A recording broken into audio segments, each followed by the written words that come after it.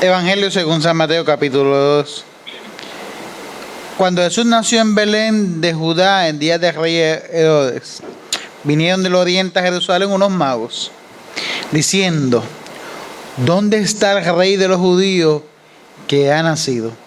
Porque su estrella hemos visto en el oriente y venimos a adorarle. Oyendo esto, el rey Herodes se turbó y toda Jerusalén con él, y convocando todos los principales sacerdotes y los escribas del pueblo, les preguntó dónde había de nacer el Cristo. Ellos le dijeron: en Belén de Judea, porque así está escrito por el profeta. Y tú, Belén, de la tierra de Judá, ¿no eres la más pequeña entre los príncipes de Judá? Porque de ti saldrá un guiador que apacentará a mi pueblo Israel.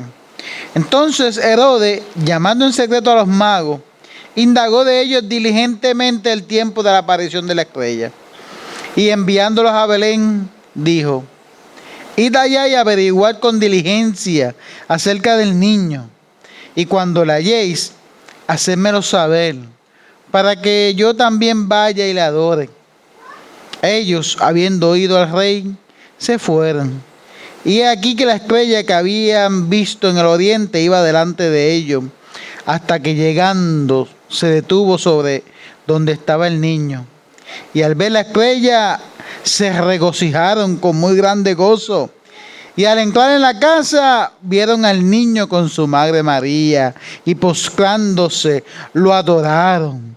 Y abriendo sus tesoros le ofrecieron presentes: oro, incienso y mirra. Pero siendo avisados por revelación en sueño que no volviesen a Herodes, regresaron a su tierra por otro camino. Dios, te damos toda la gloria, toda la honra. Y te damos gracias por la alegría de juntos celebrar Epifanía y juntos celebrar el encuentro con el Salvador y juntos celebrar que tú te has acercado a nuestra vida con una palabra de gozo, con una palabra de esperanza. A ti sea siempre toda la gloria en el nombre poderoso de Jesús. Amén, amén, amén. Hoy es un día muy especial dentro de la celebración litúrgica que comienza en el año, celebrando ese encuentro del niño nacido en un pesebre que se convierte en el Salvador del mundo. Emmanuel, Dios con nosotros, como ya el capítulo anterior lo ha declarado. Y hay un relato muy interesante que ha ido evolucionando con la tradición y toma como eje central para muchos lo que denominan como la celebración de los tres santos reyes. Esta tradición comienza con una pregunta acerca del origen de Jesús y comienza los evangelistas a componer relatos acerca del nacimiento de Jesús, acerca de cómo se da ese primer encuentro de Dios entre nosotros. Y el texto comienza a apuntar hacia una delegación, un grupo de sabios, quizás de astrólogos de la época, que provenientes de Persia, que van en caravana al encuentro del cumplimiento de una palabra que está escondida en las Escrituras. Las Escrituras ya revelaban de antemano el acercamiento de Dios para con el pueblo, de manera tal que Isaías lo está comparando como que la luz alumbra entre las tinieblas y que eso está mediado por un desprendimiento del regalo de un niño. Ustedes recordarán aquel texto que dice: un niño nos ha nacido, un hijo nos es dado. Y se comienza a declarar lo que va a ser su principado, lo que va a ser su reinado, lo que va a ser su ministerio. Y esa palabra que está revelada en las Escrituras y en otros lugares más de los profetas, de alguna manera impactó la vida de estos hombres que salen en caravana, según la tradición, al encuentro de la manifestación de Dios. Tienen la certeza en el viaje que Dios se ha de revelar al mundo. Tienen la convicción de que se van a encontrar con la manifestación plena de Dios. Y tienen la certeza, la seguridad y el convencimiento que vale la pena asumir el riesgo del camino, lo difícil de la trayectoria, lo largo y cansado que pueda representar, porque un solo momento al frente de la revelación de Dios cambia toda la dirección de la vida. Y la tradición comienza diciendo que eran 12 los que habían salido desde Persia hasta Jerusalén. Luego se fueron recortando hasta que la tradición ajustó el número a 3 por el número de regalos. Más adelante sigue la tradición personificando más a estos visitantes del pesebre y les puso nombre para hacerlos más familiares. Los nombres de Gaspar, Melchor y Baltasar. Y aún más, se le dio características para hacerlos más cercanos a las tradiciones de los pueblos. Por eso es que cuando usted ve rápido las representaciones que se hacen, usted va a ver a Melchor siempre representado como el anciano, como el del pelo blanco, el de barba larga, el que esa sabiduría le inspira a llevar el primero de los obsequios, oro, al Salvador que ha nacido. Y oro es el regalo que se le da a los reyes. Oro se le da solamente a la dinastía y a los linajes de la realeza. Pues Melchor en su sabiduría llevaba este regalo, una pieza de oro para el Salvador, para declararlo rey del mundo, para bendecirle con estos obsequios. Por su parte, si hay un viejo, hay que representar a un joven. Porque la experiencia de la revelación de Dios no es de un grupo. No es escondida, no es de algunos. No es de una generación ni de otra, sino de todo aquel que está dispuesto a sumarse en el trayecto y llegar hasta donde está Dios para adorarle y bendecirle. Y ahí está Gaspar, que es el joven.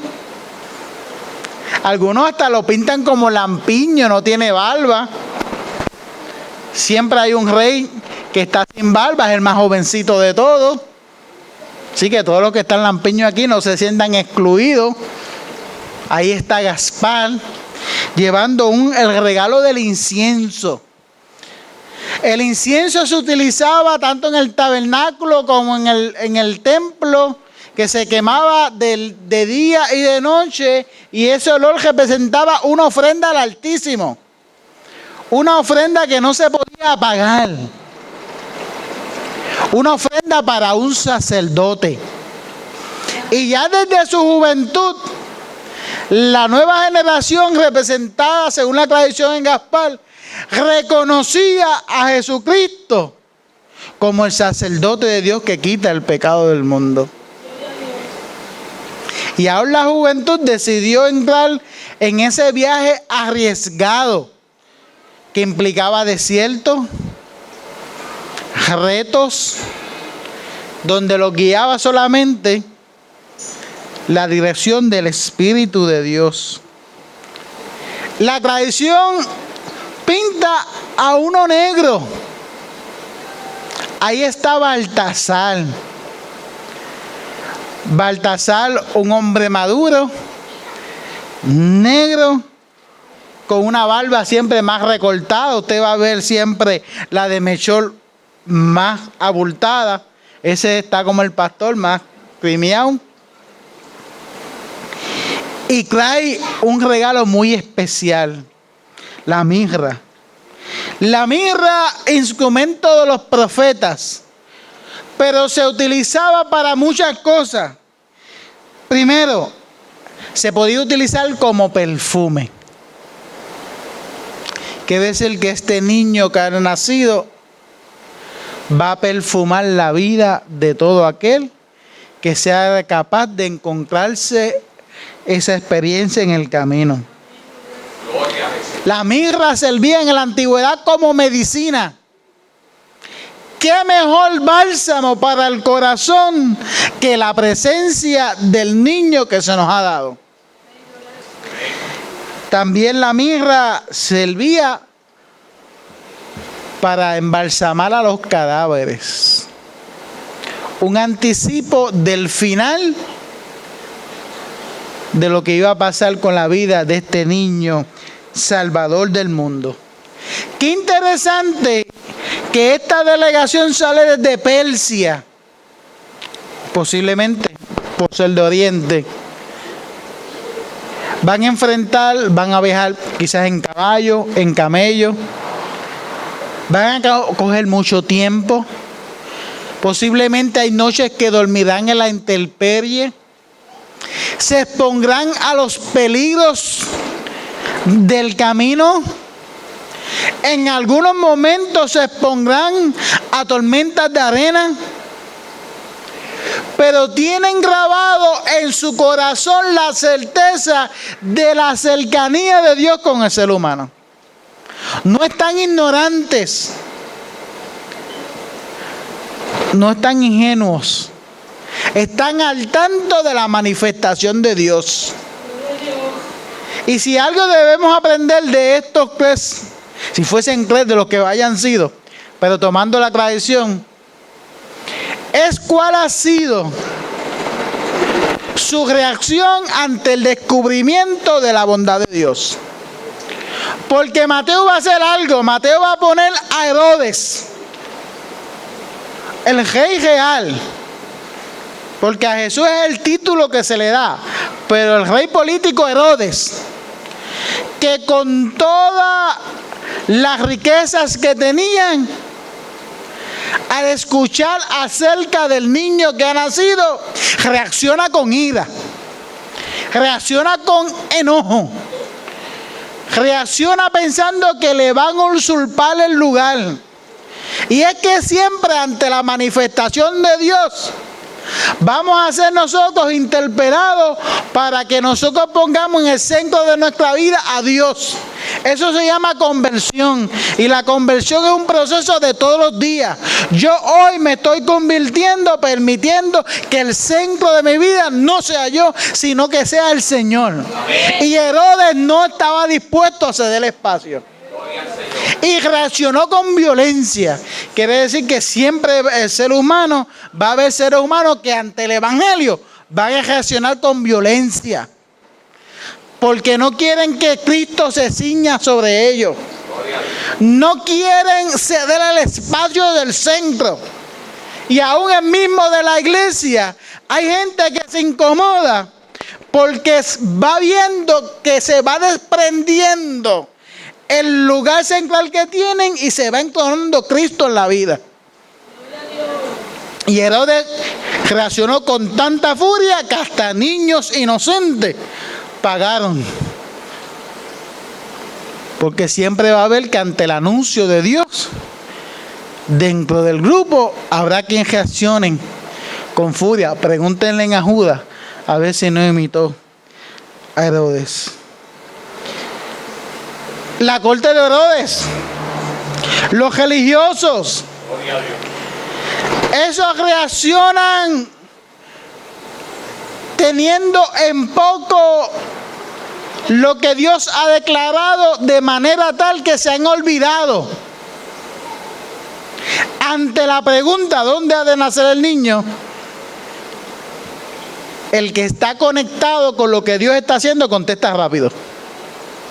Pero cuando usted se desconecta, porque usted le da más prioridad a sus problemas, cuando usted le da más prioridad a sus situaciones, a su crisis, está el peligro de desconectarse del proyecto de Dios.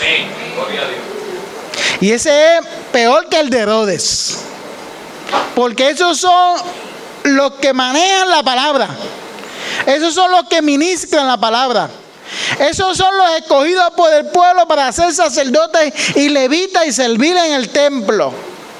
Y ante la pregunta que se han encontrado, que hay unos extranjeros de lejos que según la religión no deberían estar ni siquiera en el templo, están buscando al rey para adorarle. Los religiosos, los ancianos, los diáconos, los pastores, les toman por sorpresa. Sí sabíamos que la profecía lo dice, es fácil, en Belén. Que mucha Biblia se sabe hoy en las iglesias, pero cuán lejos está esa palabra del corazón. Sí sabemos, en Belén, pero ¿cómo que es ahora?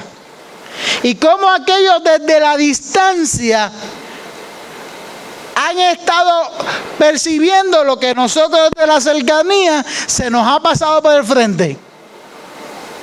Y eso le pasa al ser humano ante la reacción de Dios. Unos comedores reaccionan con enojo, otros como los religiosos siempre están embelesados en sus crisis, en sus proyectos, haciéndose las víctimas, los más sufridos, y se les escurre el proyecto de Dios. Y el proyecto de Dios está ahí, que es visitar a su pueblo, y es sorprenderlo con una palabra de afirmación. Lo primero que Juan el Bautista llamaba era al arrepentido y convertido. Arrepentirse significa reconocer que mis caminos no son. Y convertirse no es otra cosa que permitir que el señorío de Jesucristo gobierne sobre mí. Arrepentido y convertido. Pero muchos de nosotros le temen a la conversión. Y la conversión no estoy hablando del primer paso que uno da. Estoy hablando de la conversión como el proceso de la vida en el cual Cristo se va enseñoreando sobre mí. Y estos religiosos, Herodes le pregunta, díganme ustedes, bueno, sí sabemos que en Belén, solo cogimos el examen y sacamos pero no sabíamos qué era ahora. ¿Por qué no sabíamos qué era? Porque hay una señal de Dios. Y nosotros miramos solamente nuestras circunstancias. Y estos que parece que estaban mirando al cielo. Y mirando al cielo y escudriñando las palabras, descubrieron la señal de Dios. Porque Dios siempre habla al ser humano. El problema radica en donde nosotros estamos mirando. En donde nosotros estamos escudriñando. Y estos siguieron adelante. Estaban tan llenos del poder de Dios, estos supuestos gentiles, excluidos de toda la religiosidad judía, que hasta el Espíritu le manifestó la intención que habían en la corte de Herodes completa. Dijo, sigue por el camino, que lo que quieren es matar al niño. Porque siempre hay quienes, tanto de adentro como de afuera, que quieren matar el proyecto de Dios.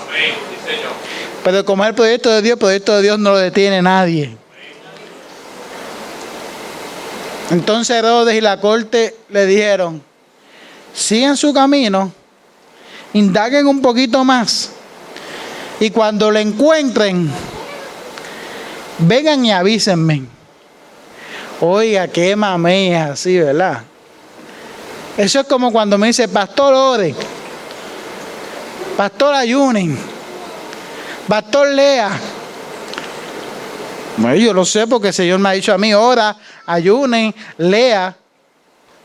Pero qué fácil es que otro lo haga para yo recibir el beneficio, ¿verdad? Esta semana cayó mucha nieve donde vive mi hermana. Y ella puso a los nenes a paliar, específicamente al mayor. ¿Quiere salir? Pues tienen que paliar nieve. Si no, bien fácil, húndete la nieve y pasa más trabajo.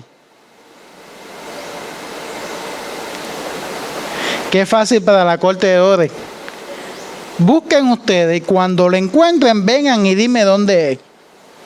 El trabajo de buscar a la presencia de Dios es un trabajo intenso. Hay que encontrar a Dios en las alegrías, en los gozos.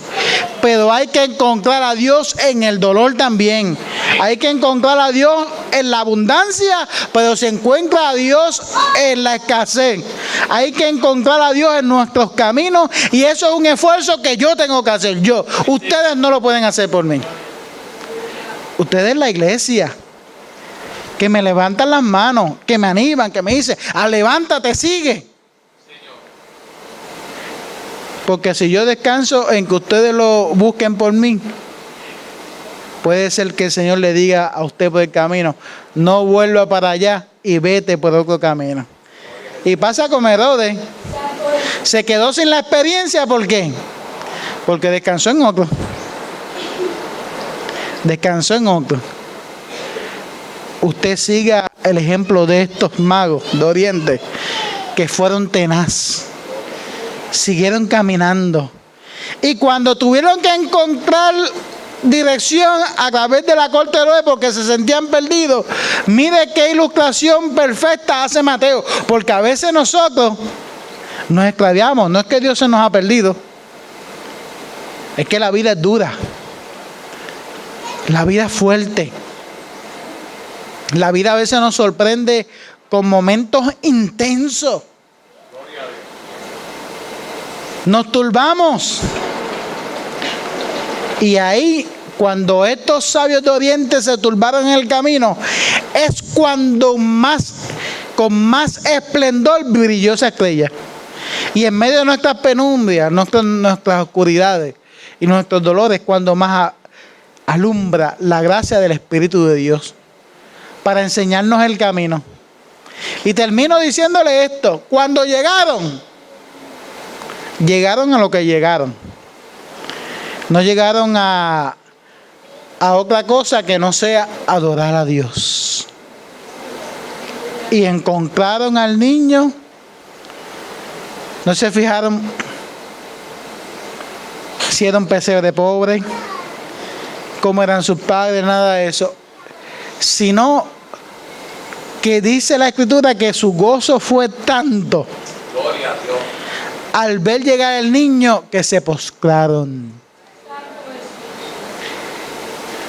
Y es que ante la realidad del Hijo de Dios en medio nuestro, se postra la tierra completa. Le adoraron. Le entregaron los tesoros. Y regresaron a sus casas llenos de gozo. Porque tuvieron la oportunidad de encontrar, luego de un viaje tan duro, luego de una trayectoria con tanta fatiga, lograron la meta. Alcanzaron a ver al Hijo de Dios. Termino diciéndole, Jesús le dijo un día a los quienes escuchaban: el reino de los cielos es semejante a un hombre que descubre un tesoro en un terreno.